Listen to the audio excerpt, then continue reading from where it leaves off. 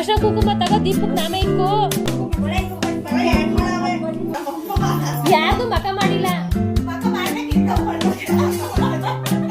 ಅವಳೊಬ್ಳಿಗೆ ಮಾಡಿಲ್ಲ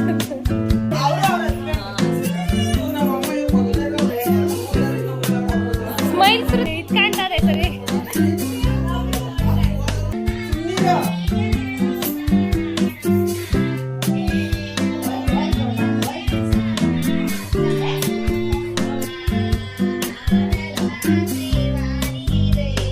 ಇನ್ನು ಇವತ್ತು ಊಟಕ್ಕೆ ಸಿಂಪಲ್ ಆಗಿ ಬೇಳೆ ಸಾಂಬಾರು ಕೇಸರಿ ಬಾತು ಪಲಾವು ಅನ್ನ ಸಾಂಬಾರು ಹಪ್ಪಳ ಉಪ್ಪಿನಕಾಯಿ ಇಷ್ಟೇ ಮಾಡಿರೋ ಅಂಥದ್ದು ಇದು ಸಿಂಪಲ್ಲಾಗೆ ಮಾಡೋದ್ರಿಂದ ನಮ್ಮ ಕಡೆ ಎಲ್ಲ ಸೂತ್ಕಾಯಿ ಇರೋದ್ರಿಂದ ಯಾರೂ ಅಷ್ಟಾಗಿ ಊಟ ಮಾಡಲಿಕ್ಕೆ ಇಷ್ಟಪಡೋದಿಲ್ಲ ಸೂತ್ಕಾಯಿ ಇರೋ ಮನೇಲಿ ಯಾರೂ ಊಟ ಮಾಡೋದಿಲ್ಲ ಹಂಗಾಗಿ ನಮ್ಮ ಮನೆಯವ್ರಿಗೆ ಎಷ್ಟು ಬೇಕಷ್ಟನ್ನ ಪ್ರಿಪೇರ್ ಮಾಡಿರೋ ಅಂಥದ್ದು ಇನ್ನೂ ಪಲಾವು ರೆಡಿಯಾಗಿರಲಿಲ್ಲ ಹಂಗಾಗಿ ವಿಷಲ್ ಮುಚ್ಚಿಟ್ಟಿದ್ವಿ ಹಂಗಾಗಿ ಸಾಂಬಾರು ಕೇಸರಿ ಬಾತು ಎರಡನೇ ವಿಡಿಯೋ ಮಾಡ್ಕೊಂಡಿದ್ದೀನಿ ಇನ್ನು ನಮ್ಮ ದೊಡ್ಡಮ್ಮ ಕೂಡ ಬಂದರು ಊರಿಂದ ನನ್ನ ತಮ್ಮ ಮತ್ತು ನಮ್ಮ ದೊಡ್ಡಮ್ಮ ಇಬ್ಬರೂ ಊರಿಂದನೇ ಸೊಪ್ಪನ್ನು ಕೂಡ ತೊಗೊಂಡು ಬಂದಿದ್ರು ಸೋದ್ರ ಮಾವ ತರಬೇಕು ಅಂತ ಹೇಳ್ತಾರೆ ನಮ್ಮ ಕಡೆ ಹಂಗಾಗಿ ಅವರೇ ತೊಗೊಂಡು ಬಂದಿರೋ ಅಂಥದ್ದು ಇದು ಅವಳಿಗೆ ಮೊದಲನೇ ಹೊಸ್ಕೆ ಇರೋದ್ರಿಂದ ಪ್ರತಿಯೊಂದೂ ತಾಯಿ ಮನೇಲೇ ತೊಗೊಂಡು ಬರಬೇಕು ಹಂಗಾಗಿ ನಮ್ಮ ದೊಡ್ಡಮ್ಮ ಊರಿಂದನೇ ಎಲ್ಲನೂ ತೊಗೊಂಡು ಬಂದ್ಬಿಟ್ಟವ್ರೆ ಒಪ್ಪುಚಿನ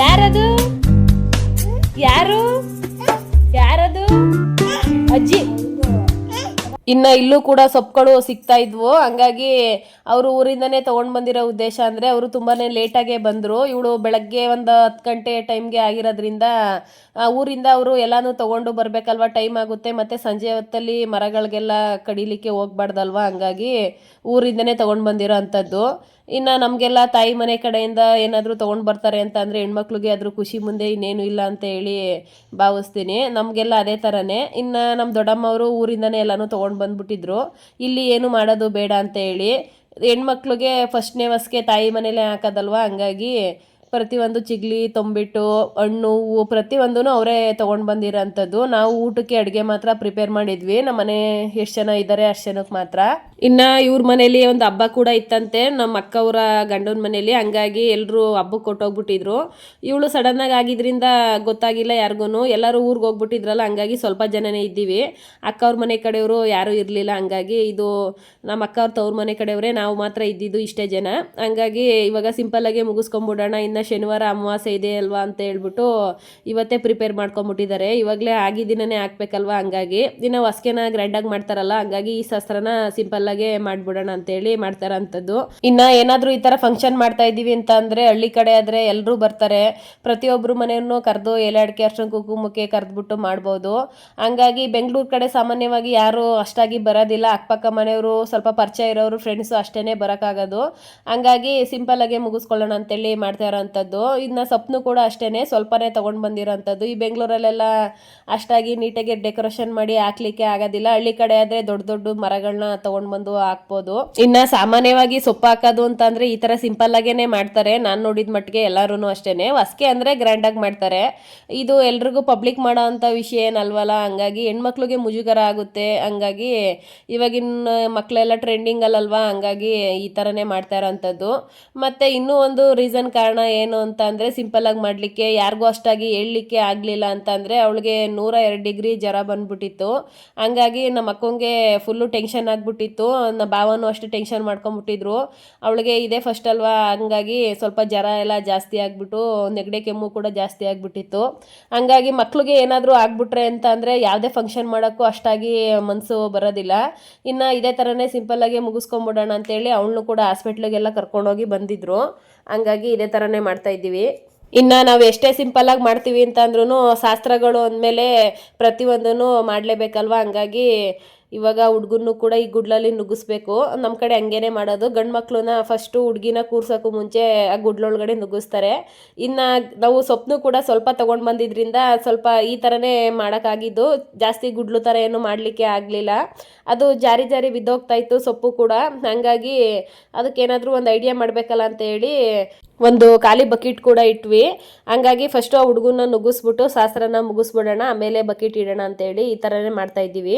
ಇನ್ನು ಊರಿಂದ ಯಾರು ಬರಲಿಕ್ಕೆ ಅಷ್ಟಾಗಿ ಆಗಲಿಲ್ಲ, ಅವಳು ಟೈಮ್ ಇರಲಿಲ್ಲ ಅಂತ ಹೇಳ್ಬಿಟ್ಟು ನಮ್ಮ ದೊಡ್ಡಮ್ಮ ಮತ್ತು ನನ್ನ ತಮ್ಮ ಇಬ್ಬರೇ ಬಂದಿದ್ದಾರೆ. ಇನ್ನು ನನ್ನ ತಮ್ಮನ ಹೆಂಡ್ತಿಗೆ ಆಫ್ಟರ್ ಡೆಲಿವರಿ ಆಗಿರೋದ್ರಿಂದ ಪಾಪುಗೆ ಇನ್ನೂ 1.5 ತಿಂಗಳು, ಹಂಗಾಗಿ ಅವಳು ಕೂಡ ಬರಲಿಕ್ಕೆ ಆಗಲಿಲ್ಲ. ಹಂಗಾಗಿ ನನ್ನ ತಮ್ಮ ಮತ್ತು ದೊಡ್ಡಮ್ಮ ಇಬ್ಬರೇ ಬಂದಿದ್ರು. ಇನ್ನು ಹುಡುಗಿನ ಸೋದ್ರ ಮಾವನೇ ಕರ್ಕೊಂಡೋಗಿ ಗುಡ್ಲುಗೆ ಕೂರಿಸೋ ಅಂಥ ಪದ್ಧತಿ ನಮ್ಮ ಕಡೆ. ಮದುವೆಲೂ ಅಷ್ಟೇ ಸೋದ್ರ ಮಾವನೇ ಹುಡುಗಿನ ಕರ್ಕೊಂಡೋಗಿ ತಾಲಿನ ಕಟ್ಸೋ ಅಂಥದ್ದು. ಹಂಗಾಗಿ ಇವಾಗ ಅವಳನ್ನು ಕೂಡ ಕರ್ಕೊಂಡೋಗಿ ನನ್ನ ತಮ್ಮ ಕೂರಿಸ್ತಾ ಇದ್ದಾನೆ ಗುಡ್ಲಲ್ಲಿ. ಇನ್ನು ಗುಡ್ಲುಗೆ ಕೂರ್ಸೋಕ್ಕೂ ಮುಂಚೆನೇ ನಾವು ಒಂದು ಬರ್ಲು ಮತ್ತು ಒಂದು ಕುಡ್ಲು ಸಹಿತ ಇಡ್ತೀವಿ ಗುಡ್ಲ ಹತ್ರ. ಆಮೇಲೆ ಹುಡುಗಿನ ಕೂರ್ಸಾದ್ಮೇಲೆ ಅವಳ ಪಕ್ಕಕ್ಕೆ ಒಂದು ಗುಂಡ್ಕಲ್ನು ಕೂಡ ಇಡಬೇಕು. ಅದು ಸೋದ್ರ ಮಾವ ಇಡೋ ಅಂಥದ್ದು ತೊಗೊಂಡೋಗಿ ಅದು ಹುಡುಗಿಗೆ ಗಂಡ ಅಂತ ಹೇಳ್ಬಿಟ್ಟು, ಈ ಶಾಸ್ತ್ರದಲ್ಲೂ ಅದೇ ಥರನೇ ಮಾಡೋದು. ಮತ್ತು ನಾವು ಮದುವೆಯಲ್ಲಿ ಮಾಡ್ತೀವಲ್ಲ ಅರ್ಶಿನ ಶಾಸ್ತ್ರ, ಅವಾಗಲೂ ಕೂಡ ಅದೇ ಥರನೇ ಮಾಡ್ತೀವಿ. ಹಂಗಾಗಿ ಇವಾಗ ಬಕೆಟ್ನು ಕೂಡ ಇಟ್ಬಿಟ್ಟು ಅದನ್ನು ಗುಡ್ಲನ್ನ ಸಿಂಪಲ್ಲಾಗಿ ನಿಲ್ಲಿಸಿದ್ದೀವಿ, ಇಲ್ಲಾಂದರೆ ಅದು ಜಾರಿ ಜಾರಿ ಬಿದ್ದೋಗ್ಬಿಡುತ್ತೆ ಟೈಲ್ಸ್ಗೆ ಅಂತ ಹೇಳ್ಬಿಟ್ಟು. ಇನ್ನು ನಮ್ಮ ಬಾವಂಗೆ ಇಬ್ಬರು ತಂಗಿದಿರಿದ್ದಾರೆ, ಅವರು ಕೂಡ ಹಬ್ಬಕ್ಕೆ ಹೋಗ್ಬಿಟ್ಟಿದ್ರು. ಹಂಗಾಗಿ ಅವರು ಬರಲಿಕ್ಕೆ ಟೈಮ್ ಆಗುತ್ತೆ ಅಂತ ಹೇಳ್ಬಿಟ್ಟು ಇನ್ನು ನನ್ನ ತಮ್ಮನ ಹೆಂಡ್ತಿನ ಕರೆದ್ಬಿಟ್ಟು ಪೂಜೆನ ಮುಗಿಸ್ತಾ ಇದ್ದೀವಿ. ಇದು ಸೋದರತ್ತೆ ಸೋದ್ರ ಮಾವನೇ ಮಾಡಬೇಕು ಅಂತ ಹೇಳ್ಬಿಟ್ಟು. ಇನ್ನು ಈ ತಮ್ಮನ ಹೆಂಡ್ತಿ ಡೆಲಿವರಿ ಆಗಿರೋದ್ರಿಂದ ಅವರು ಬರಲಿಕ್ಕೆ ಆಗಲಿಲ್ವಲ್ಲ ಅಂತ ಹೇಳ್ಬಿಟ್ಟು ನನ್ನ ತಮ್ಮನ ಹೆಂಡ್ತಿನ ಕರೆದ್ಬಿಟ್ಟು ಪೂಜೆನ ಮಾಡಿಸ್ತಾರ ಅಂಥದ್ದು. ಸೋದರತ್ತೆ ಮಾಡಬೇಕು, ಹಂಗಾಗಿ ಅವಳ ಕೈಲಿ ಪೂಜೆನ ಮಾಡಿಸಿ ಮಡ್ಲು ತುಂಬಿಸ್ಬೇಕು. ಇನ್ನು ನಮಗೆಲ್ಲ ಇವಳೇ ಫಸ್ಟು ಮಗಳು ಆಗಿರೋದ್ರಿಂದ ಇದೆಲ್ಲ ವಸ್ತು, ಹಂಗಾಗಿ ಯಾರಿಗೂ ಅಷ್ಟಾಗಿ ಗೊತ್ತಿಲ್ಲ. ದೊಡ್ಡಮ್ಮ ಊರಿಂದ ಬಂದಿದ್ದಾರಲ್ಲ, ಹಂಗಾಗಿ ಅವರು ಹೇಳ್ಕೊಡ್ತಾ ಇದ್ದಾರೆ. ಇನ್ನು ಫಸ್ಟು ಗುಡ್ಲುಗೆ ಪೂಜೆನ ಮಾಡ್ಕೊಂಬಿಡ್ಬೇಕು. ಗುಡ್ಲಿಗೂ ಕೂಡ ಅರ್ಶಿನ ಕುಂಕುಮ ಇಟ್ಟು, ಮತ್ತು ಅಲ್ಲಿ ಒಳ್ಕಲ್ಲು ಇಟ್ಟಿದ್ದೀವಲ್ವ ಗುಂಡ್ಕಲ್ಲು ಅಂತ, ಅದನ್ನು ಕೂಡ ಅರ್ಶಿನ ಕುಂಕುಮ ಇಟ್ಬಿಟ್ಟು ನಾವು ಹೂವು ಎಲ್ಲ ಮಡಿಸ್ಬಿಟ್ಟು ಫಸ್ಟ್ ಗುಡ್ಲಿಗೆ ಪೂಜೆ ಮಾಡಿಬಿಟ್ಟು ಆಮೇಲೆ ಹುಡುಗಿಗೆ ಅರ್ಶಿನ ಕುಂಕುಮ ಇಡಬೇಕು. ಹಂಗಾಗಿ ಇವಾಗ ನಮ್ಮ ಶ್ರುತಿ ಪೂಜೆನೂ ಕೂಡ ಶುರು ಮಾಡ್ಕೊಂಡಿದ್ದಾಳೆ. ದೊಡ್ಡಮ್ಮ ಒಂದೊಂದೇ ಹೇಳ್ಕೊಡ್ತಾ ಇದ್ದಾರೆ ಯಾವ ಥರ ಮಾಡಬೇಕು ಅಂತ ಹೇಳಿ. ಹಂಗಾಗಿ ಅವಳು ಕೂಡ ಪೂಜೆನ ಮಾಡ್ತಾ ಇರೋವಂಥದ್ದು. ನಾವು ಸಿಂಪಲ್ಲಾಗೆ ಮಾಡ್ತಾ ಇರೋದ್ರಿಂದ 5 ತಟ್ಟೆನ ತುಂಬಿಟ್ಕೊಂಡಿದ್ದೀವಿ, ಜಾಸ್ತಿನೂ ಸಹಿತ ಮಾಡಿಲ್ಲ. ಹಂಗಾಗಿ ಹೊಸ್ಕೆ ಗ್ರ್ಯಾಂಡಾಗಿ ಮಾಡ್ತೀವಲ್ಲ ಅಂತೇಳಿ ಬರೀ 5 ತಟ್ಟೆನ ತುಂಬಿಟ್ಕೊಂಡು ಸಿಂಪಲ್ಲಾಗಿ ಮುಗಿಸ್ತಾ ಇರೋವಂಥದ್ದು. ಇಷ್ಟು ಮಾಡಿದ್ರೂ ಸಾಕು, ಇದೇನೇ ಗ್ರ್ಯಾಂಡ್ ಅನಿಸುತ್ತೆ. ಹಂಗಾಗಿ ಇದೇ ಥರನೇ ಮಾಡ್ಕೊತಾ ಇದ್ದೀವಿ. ಇನ್ನು ಅವಳಿಗೆ ತುಂಬಾ ಜ್ವರ ಬಂದಿರೋದ್ರಿಂದ ಮುಖನೂ ಕೂಡ ಫುಲ್ಲು ಡಲ್ ಆಗಿಬಿಟ್ಟಿದೆ. 3 ದಿನಕ್ಕೇ ತುಂಬಾ ಹುಷಾರಿಲ್ದಂಗೆ ಆಗ್ಬಿಟ್ಟಿದ್ದಾಳೆ. ಈ ಥರ ಆಗಬೇಕಾದ್ರೆ ಕೆಲವೊಂದು ಮಕ್ಳಿಗೆ ಹುಷಾರಿಲ್ದಂಗೆ ಆಗುತ್ತಂತೆ. ಹಂಗಾಗಿ ಇನ್ನು ನಮ್ಮ ಅಕ್ಕಂಗೆ ಟೆನ್ಷನ್ ಬೇರೆ ಆಗ್ಬಿಟ್ಟೈತೆ ಪಾಪ. ಮಗಳಿಗೆ ಈ ಥರ ಆಗ್ಬಿಟ್ಟಿರೋದು ಒಂದು ಕಡೆ ಖುಷಿ ಆದರೆ ಒಂದು ಕಡೆ ಜ್ವರ ಬಂದಿರೋದು ಬೇರೆ ಅವಳಿಗೆ ಟೆನ್ಷನ್ ಆಗಿಬಿಟ್ಟಿದೆ. ಇನ್ನು ಇವತ್ತೊಂದು ದಿನ ಗಳಿಗೆ ಅವಳಾಗಿರೋ ಮುಹೂರ್ತ ಎಲ್ಲ ತುಂಬಾ ಚೆನ್ನಾಗಿ ಬಂದಿತ್ತಂತೆ. ಹಂಗಾಗಿ ಇನ್ನು ಅಮಾವಾಸ್ಯೆ ಬೇರೆ ಬಂದ್ಬಿಟ್ರೆ ಮಾಡ್ಲಿಕ್ಕೆ ಆಗೋದಿಲ್ವಲ್ಲ ಅಂತೇಳಿ ಯಾರನ್ನೂ ಅಷ್ಟಾಗಿ ಕರಿಯೋಕ್ಕಾಗಲಿಲ್ಲ ಅಂತೇಳಿ ತುಂಬಾ ಬೇಜಾರು ಮಾಡ್ಕೊಂಡಿದ್ಲು. ಇನ್ನೇನು ಮಾಡ್ಲಿಕ್ಕೆ ಆಗೋದಿಲ್ಲ, ಇವಾಗ ಸಿಂಪಲ್ ಆಗಾರು ಮುಗಿಸ್ಕೊಂಡ್ಬಿಡ್ಬೇಕು. ಆಗಿದ್ದ ದಿನನೇ ಹಾಕಿದ್ರೆ ತುಂಬಾನೇ ಒಳ್ಳೇದು ಅಂತ ಹೇಳ್ತಾ ಇದ್ರು.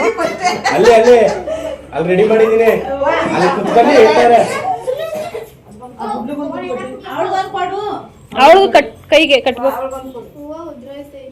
ಹಂಗೆ ಇರ್ಲಿ ಬಿಡು, ಸುಮಾರಾಗಿ ಮಡಿಕೊ. ಹಂಗೆ ನೀನ್ ಹೂವು ಮಡ್ಕೊಳ್ದೇ ಇದ್ರು ನಡೀತದೆ, ಸುಮ್ನೆ ಶಾಸ್ತ್ರಕ್ಕೆ. ಬೇಡ, ತಲೆಯಲ್ಲಿ ಮಡ್ಕತ್ತಳ. ಇನ್ನು ಈ ಶಾಸ್ತ್ರ ಮಾಡಲಿಕ್ಕೆ ಹೊಸ್ದಾಗಿ ಯಾರಾದರೂ ನನ್ನ ವೀಡಿಯೋಸ್ನ ನೋಡ್ತಾ ಇದ್ರೆ ಅವ್ರಿಗೂ ಕೂಡ ಹೆಲ್ಪ್ ಆಗಲಿ ಅಂತ ಹೇಳ್ಬಿಟ್ಟು ಮಾಡ್ತಾ ಇರೋಂಥದ್ದು. ಇವಾಗ ಕೈ ಕಟ್ಟಲಿಕ್ಕೆ ಕೂಡ ದಾರನೂ ಕೂಡ ಮಾಡಿಟ್ಕೊಂಡಿದ್ದೀವಿ. ಇದನ್ನು ಗುಂಡ್ಕಲ್ಗೂ ಕಟ್ಟಬೇಕು, 2 ದೀಪಗಳಿಗೂ ಸಹಿತ ಕಟ್ಟಬೇಕು, ಮತ್ತು ಗುಡ್ಲಿಗೂ ಕಟ್ಟಬೇಕು, ಮತ್ತು ಹುಡುಗಿ ಕೈಗೂ ಸಹಿತ ಈ ದಾರನ ಕಟ್ಟಬೇಕು. ಈ ಫಂಕ್ಷನ್ಗೆ ಮೇನಾಗಿ ಚಿಗ್ಲಿ ತೊಂಬಿಟ್ಟು, ಕೊಬ್ಬರಿ, ಕಾಯಿ ಮತ್ತು ಎಳ್ಳು, ಅಕ್ಕಿ, ಬೆಲ್ಲ ಈ ಥರ ಇಷ್ಟು ಇರಲೇಬೇಕು. ಹಂಗಾಗಿ ಇದನ್ನು ಕೂಡ ನಾವು ಇಟ್ಟು ಮಾಡ್ತಾರ ಅಂಥದ್ದು. ಇನ್ನು ಹಳ್ಳಿ ಕಡೆ ಆದರೆ ಎಲ್ಲರೂ ಕರಿತೀವಲ್ಲ, ವಯಸ್ಸಾದವರೆಲ್ಲ ಸೋಬಾನ ಹಾಡನ್ನು ಕೂಡ ಆಡ್ತಾರೆ ಹುಡುಗಿಗೆ. ಇನ್ನು ನಮ್ಮ ಕಡೆ ಎಲ್ಲ ನೈಟೆಲ್ಲ ಹುಡುಗಿನ ನಿದ್ದೆ ಮಾಡಲಿಕ್ಕೆ ಬಿಡ್ತಿತ್ತಿಲ್ಲ. ಹಂಗಾಗಿ ಸೋಬಾನ ಹಾಡು ಹೇಳೋದು, ಇಲ್ಲ ಫಿಲಮ್ ಹಾಕ್ಸೋದು, ಆ ಥರ ಒಟ್ಟಿನಲ್ಲಿ ಬೆಳಗಾನ ಎಚ್ಚರಾಗಿರೋ ಥರ ಮಾಡಿ ಈ ಥರ ಶಾಸ್ತ್ರನ ಮಾಡ್ತಾ ಇದ್ರು. ಇವಾಗೆಲ್ಲ ಆ ಥರ ಎಲ್ಲ ಸಿಂಪಲ್ಲಾಗೆ ಮುಗಿಸ್ಕೊಂಡ್ಬಿಡ್ತಾರೆ. ಯಾರ ಮಕ್ಕಳು ನಗನೇ ಇಲ್ವಪ್ಪ, ಒಂಚೂರು ನಗನ ಅನ್ನೋದೇ ಇಲ್ಲ, ಸೀರಿಯಸ್ ಆಗಿ ನೋಡ್ತವ್ರೆ. ಅಲ್ಲೇ ಕೊಡು, ಸ್ವಾಮಿ ಕೈಲಿ ಹೊಡ್ಕೊ ಬರ್ತಾನೆ ಕಾಯಿ ಹೊಡಿಯಕ್ಕೆ. ಇನ್ನು ಮನೇಲೇ ಸಿಂಪಲ್ಲಾಗಿ ಮೇಕಪ್ ಮಾಡಿ ಸೀರೆನೂ ಕೂಡ ಹಾಕೋಣ ಅಂತೇಳಿ ಅಂದ್ಕೊಂಡ್ವಿ. ಅವಳಿಗೆ ತುಂಬಾ ಹುಷಾರಿರ್ಲಿಲ್ವಲ್ಲ, ಹಂಗಾಗಿ ತುಂಬಾ ಡಲ್ ಆಗಿಬಿಟ್ಟಿದ್ಲು. ಅವಳು ಯಾವುದಕ್ಕೂ ರೆಸ್ಪಾನ್ಸ್ ಮಾಡ್ತಾ ಇರಲಿಲ್ಲ, ತುಂಬಾ ಸುಸ್ತಾಗಿದ್ಲು. ಹಂಗಾಗಿ ಇದೇ ಥರನೇ ಮಾಡ್ತಾ ಇದ್ದೀವಿ. ಹಂಗಾಗಿ ಲಂಗ ಬ್ಲೌಸ್ ಥರನೇ ಹಾಕ್ಬಿಟ್ಟು ಕೂರಿಸಿರೋವಂಥದ್ದು.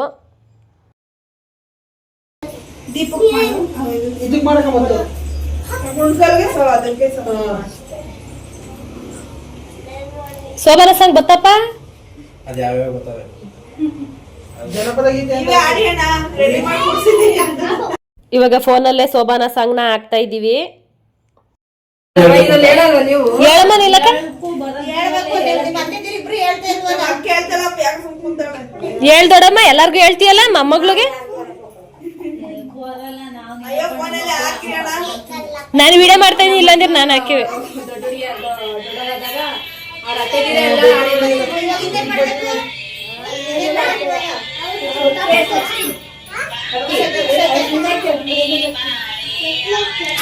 ಸ್ವಾಮಿ ಕೈಲೂ ಹಾಕ್ಸಿ ಹಾಕು, ನೀನು ಹಾಕು ಫಸ್ಟು. ಸ್ವಾಮಿ ನೀನು ಗಂಧ ಕಡಿತಾ ಗುಂಡ್ಕಲ್ಗೂ ಗುಡ್ಲುಗೂ ಒಂದ್ಸತಿ ಪೂಜೆ ಮಾಡ್ಬಿಟ್ಟಿ ಅವಳಿಗೂ ಒಕ್ಸತಿ ಹಾಕು, ಕಾಲಿಗೆ ಬಿದ್ದು ನಮಸ್ಕಾರ ಮಾಡಿಸ್ಕೊ, ಆಮೇಲೆ ಶ್ರುತಿ ಮೊಡ್ಲು ತುಂಬ್ತಾಳೆ.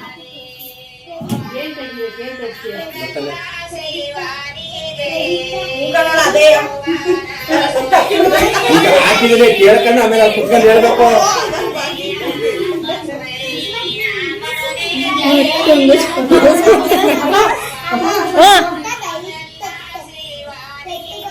ಇಕ್ಕು ಅಷ್ಟ ಕುಂಕುಮ ಇಕ್ಕಿದ್ರೆ ಏನ್ ಸೋದ್ರ ಮಾವಲ್ವೇ. ಅಕ್ಷತೆ ಹಾಕು, ಆಮೇಲೆ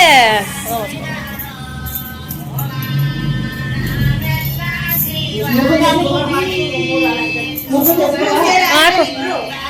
ಒಂದ್ಸತಿನ 3 ಸತಿನ ಹಾಕು. ಇನ್ನು ನಮ್ಮಳ್ಳಿ ಕಡೆ ಪದ್ಧತಿ ಅಂತ ಅಂದರೆ ಹೆಣ್ಮಕ್ಳು ಫಸ್ಟು ಮೆಚರ್ಡ್ ಆದಮೇಲೆ ಬೇರೆ ಗಂಡು ಮಕ್ಕಳು ಯಾರೂ ನೋಡೋಂಗಿಲ್ಲ ಹುಡುಗಿರ್ನ. ಹಂಗಾಗಿ ಸೋದ್ರ ಮಾವನ ಕೈಲಿ ಪೂಜೆ ಮಾಡಿಸ್ಬಿಟ್ಟು ಆ ಗುಡ್ಲಲ್ಲಿ ಫಸ್ಟು ಸೋದ್ರ ಮಾವನೇ ನೋಡಬೇಕು ಅನ್ನೋ ಪದ್ಧತಿ.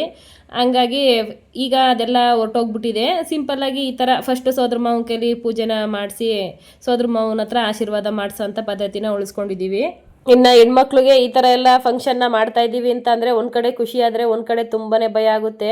ಇವಾಗಿನ ಕೆಟ್ಟ ಪ್ರಪಂಚ ಯಾವ ಥರ ಇದೆ ಅಂತ ಹೇಳಿ ಎಲ್ರಿಗೂ ಗೊತ್ತು. ಹಂಗಾಗಿ ಹೆಣ್ಮಕ್ಳು ಅಂತ ಅಂದರೆ ಸೆರಗಲ್ಲಿ ಕಟ್ಕೊಂಡಿರೋ ಕೆಂಡ ಅಂತಲೇ ಹೇಳ್ಬೋದು.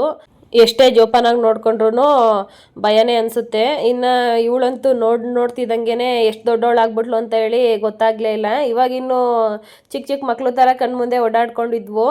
ಹಂಗಾಗಿ ಇದೆಲ್ಲ ನೋಡಿದ್ರೆ ಒಂಥರ ಖುಷಿ ಅನಿಸುತ್ತೆ, ಒಂದು ಕಡೆ ಭಯನೂ ಕೂಡ ಅನಿಸುತ್ತೆ.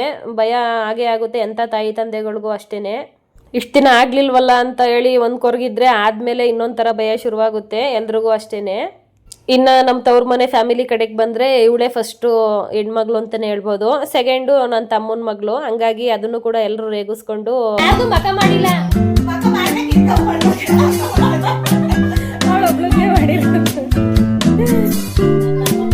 ಇನ್ನು ನಮ್ಮ ಅಕ್ಕರು ರೀಸೆಂಟಾಗಿ ಮನೇನ ಮಾಡಿರೋ ಅಂಥದ್ದು. ಹಂಗಾಗಿ ಅವ್ರ ಮನೆ ಓನರ್ ಆಂಟಿ ಕೇಳ್ತಾ ಇದ್ರು ಇವ್ರೇನಾಗಬೇಕು ಅಂತ ಹೇಳಿ. ಹಂಗಾಗಿ ನನ್ನ ತಮ್ಮ ಹೇಳ್ತಾವನೆ ಇವರಿಬ್ಬರು ಅಕ್ಕ ತಂಗಿರು ಇನ್ನಿಬ್ಬರು ಊರಲ್ಲವ್ರೆ ಅಂತ ಹೇಳ್ಬಿಟ್ಟು ಎಲ್ಲರೂ ಕರೆದು ಮಾಡಬೇಕು ಅಂತೇಳಿ ತುಂಬಾ ಆಸೆ ಪಟ್ಟಿದ್ಲು ನಮ್ಮ ಅಕ್ಕ. ಹಂಗಾಗಿ ಟೈಮ್ ಇರಲಿಲ್ವಲ್ಲ, ಹಂಗಾಗಿ ಹತ್ರದಲ್ಲಿರೋರು ಬಂದಿದ್ದೀವಿ ಅಷ್ಟೇ. ನಮಗೂ ಕೂಡ ಸಂಜೆಲೇ ಫೋನ್ ಮಾಡಿದ್ದು, ನಾವಿಲ್ಲೇ ಹತ್ರ ಅಲ್ವಾ, ಹಂಗಾಗಿ ನಾವು ಸ್ವಲ್ಪ ಬೇಗನೆ ಬಂದ್ವಿ.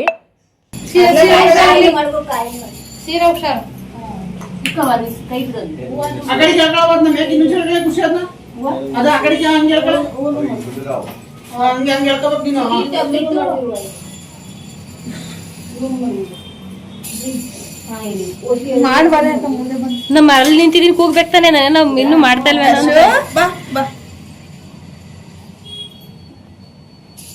ಲಾರಿ ಕತ್ತೊಂಚೂರು ತಗಿ ಹಂಗೆ ಜಾಣ ತಟ್ಟೆ ಜಾಸ್ತಿ ಆಗೋಯ್ತವಲ್ಲ.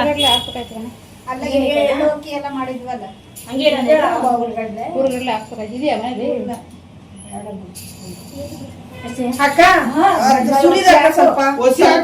ಸ್ವಲ್ಪ ಕೈಯಲ್ಲಿ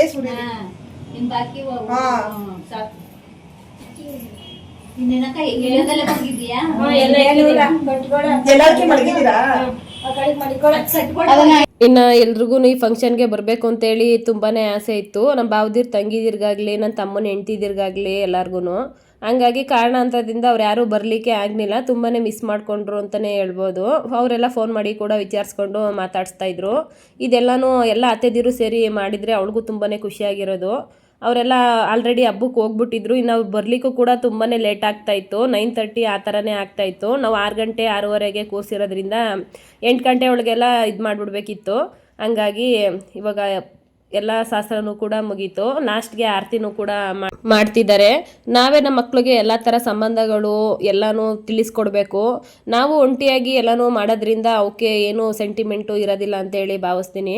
ಅಣ್ಣ ತಂಗಿ ಅಕ್ಕ ತಮ್ಮ ಅತ್ತೆ ಮಾವದಿರು ನಮ್ಮ ರಿಲೇಷನ್ ಏನಿದೆ ಎಲ್ಲನೂ ನಮ್ಮ ಮಕ್ಳುಗಳಿಗೆ ನಾವೇನೇ ತೋರಿಸ್ಕೊಡ್ಬೇಕು. ನಮ್ಮ ಮುಂದಿನ ತಲೆಮಾರು ಎಲ್ಲನೂ ಬಾವಣಿಸ್ಕೊಂಡು ಎಲ್ಲನೂ ಪ್ರೀತಿಯಿಂದ ಮಾತಾಡಿಸ್ಕೊಂಡು ಹೋಗ್ಬೇಕು ಅಂತೇಳಿ ಅಕ್ಕ ಎಲ್ಲರನ್ನೂ ಕೂಡ ಇನ್ವೈಟ್ ಮಾಡಿದ್ಲು. ಹಂಗಾಗಿ ಇವಾಗ ಅರ್ಶಿನ ಕುಂಕುಮನ ಕೊಟ್ಬಿಟ್ಟು ಊಟಕ್ಕೂ ಸಹಿತ ಕೂರಿಸ್ಬಿಡೋಣ ಅಂತೇಳಿ.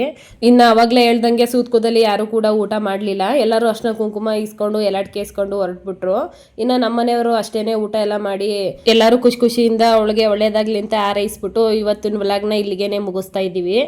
ಇವತ್ತಿನ ವ್ಲಾಗು ನಿಮ್ಗೆ ಏನಾದ್ರು ಸ್ವಲ್ಪನಾದರೂ ಇಷ್ಟ ಆಗಿದ್ರೆ ದಯವಿಟ್ಟು ಲೈಕ್ ಮಾಡಿ, ಶೇರ್ ಮಾಡಿ, ಕಮೆಂಟ್ಸ್ ಮಾಡಿ. ದಯವಿಟ್ಟು ನನ್ನ ವಿಡಿಯೋನ ಸಬ್ಸ್ಕ್ರೈಬ್ ಮಾಡಿಕೊಂಡು ನೋಡಿ ಅಂತೇಳಿ ಕೇಳ್ಕೊತೀನಿ.